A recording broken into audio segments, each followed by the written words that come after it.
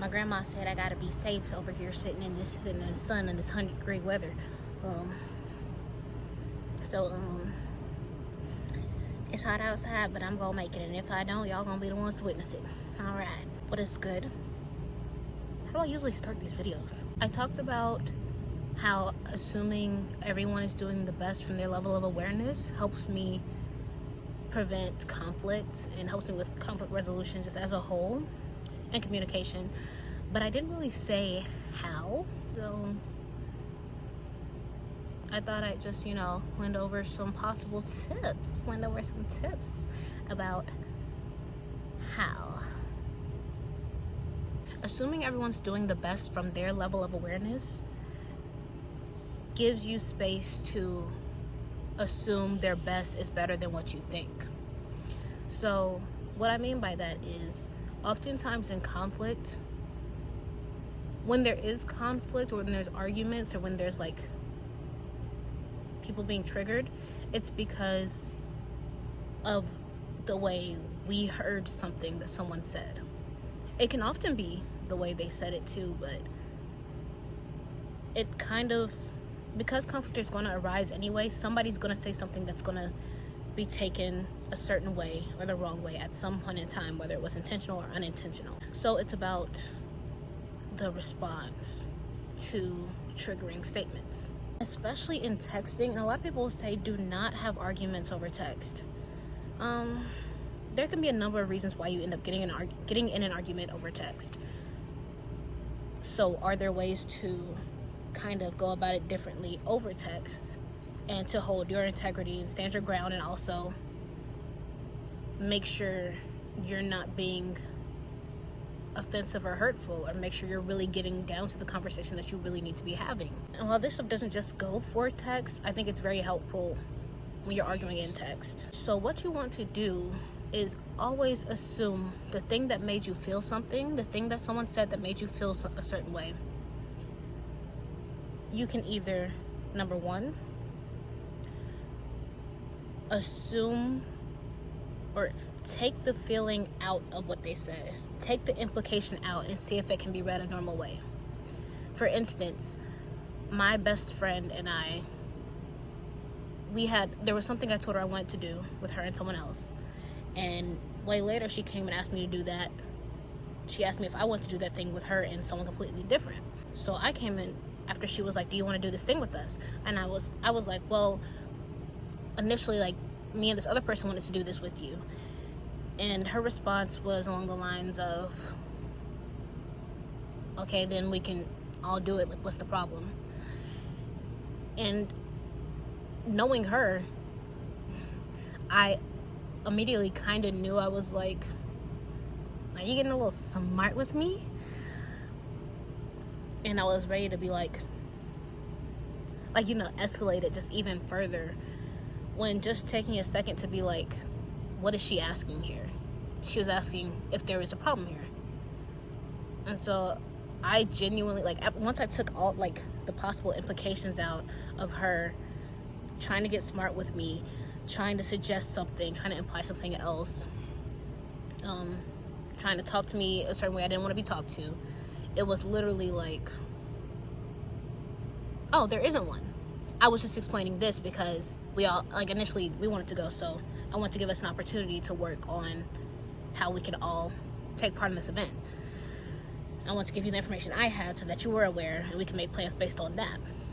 And very quickly she was like, oh, I'm sorry, I had a bad day. Or she said something like that. Like, immediately, I didn't even have to make her aware of how she addressed what she had addressed.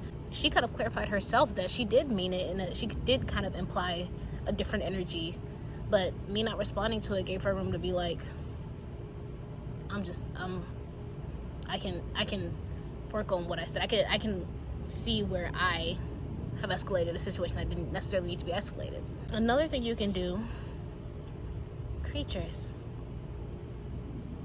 If you just know in your soul that somebody says something a certain way, even still, try to remove the possible implications, because you have to know within yourself that your response is also coming from somewhere. Your response is also coming from either feeling like, it could be something like feeling attacked, feeling disrespected, whatever.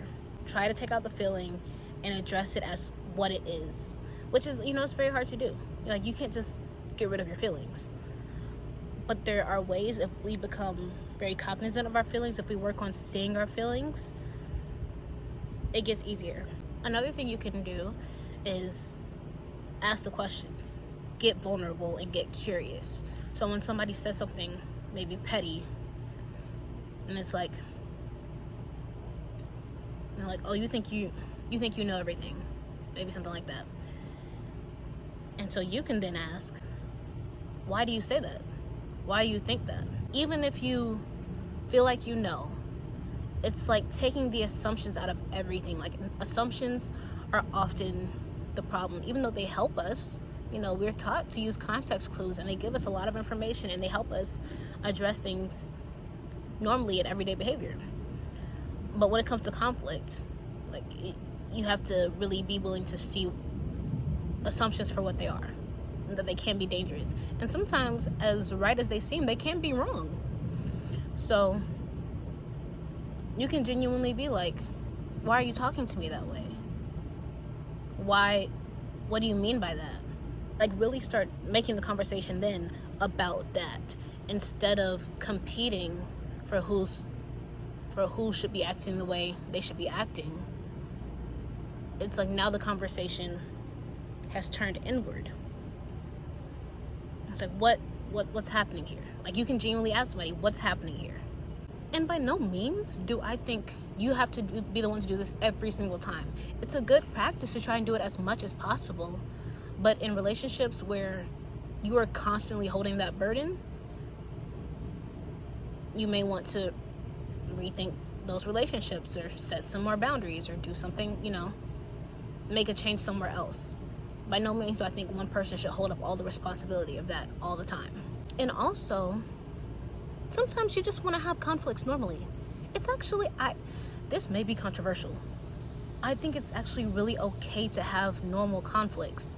Like, even where everything isn't getting communicated accurately, everyone isn't taking space or taking time to think through what they're saying. There's still ways to come back from that conflict. There's still, apologize, communicate later, do what you have to do.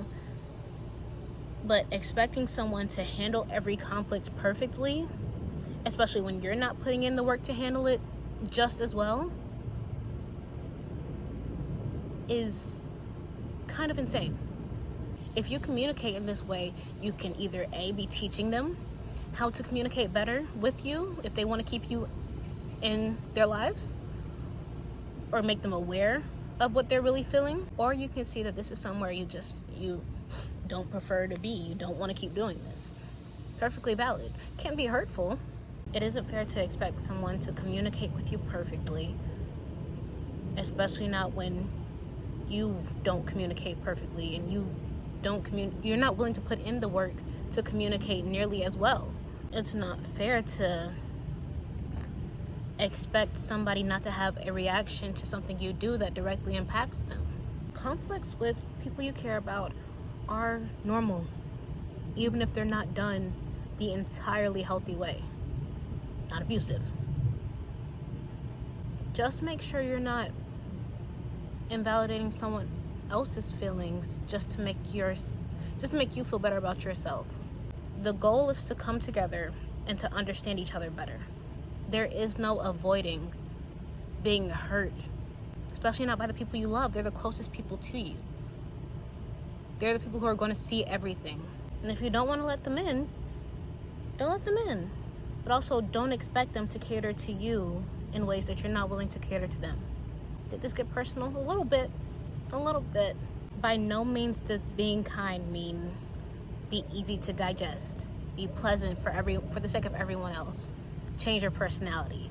Kindness is something I'm redefining for myself and for women like me, for people like me. Kindness is being fully authentic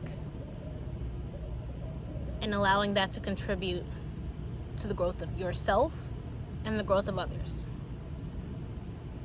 It is authenticity of the self. in a way that promotes love. Doesn't mean be perfect. Doesn't mean you can't be messy.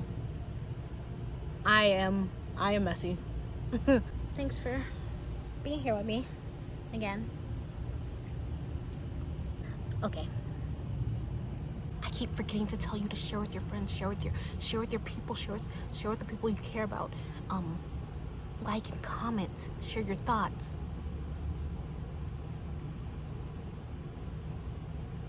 Okay, bye.